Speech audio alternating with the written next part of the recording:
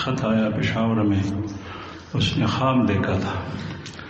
وہ نمازی اور بہت نیک خاتون تھی. اس نے کہا میں خواب میں دیکھتا ہوں کہ خانہ کعبہ میں ہوں اور نبی کریم صلی اللہ علیہ وسلم سامنے ہے، میرے اور آپ کے درمیان ایک لاش ہے جو کفن میں ملبوس ہے، اور مجھے بتایا گیا کہ یہ حضرت عثمان ذو النورین کی لاش ہے. مجھے نبی کریم صلی اللہ علیہ وسلم نے فرمایا کہ اس لاش کو میرے ساتھ اٹھاؤ، اس کو جنت البقیع میں دفن کرنے میں لے جاتا ہوں. مجھ سے پوچھا اس کی تعبیر کیا ہے. میں سوچ میں پڑ گیا.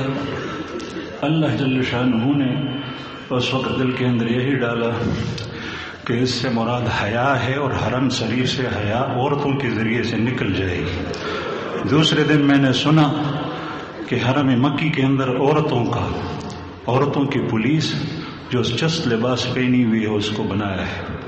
خواب کے وقت میں نے نہیں سنا تھا. تو ہر طرف سے مسلمان امت مسلمہ کے اوپر حملے، غیرت کے اوپر حملے، حیا کے اوپر حملے. یہ اللہ جل شانہ بھی سنتا ہے. اللہ پاک سے گڑگڑا کر ہم نے نہیں.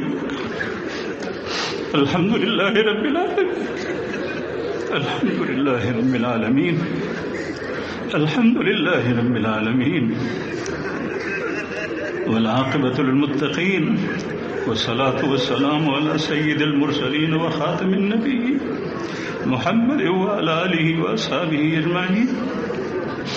اللهم لك الحمد أنت قيم السماوات والأرض، ولك الحمد أنت ملك السماوات والأرض ومن فيهن، ولك الحمد أنت نور السماوات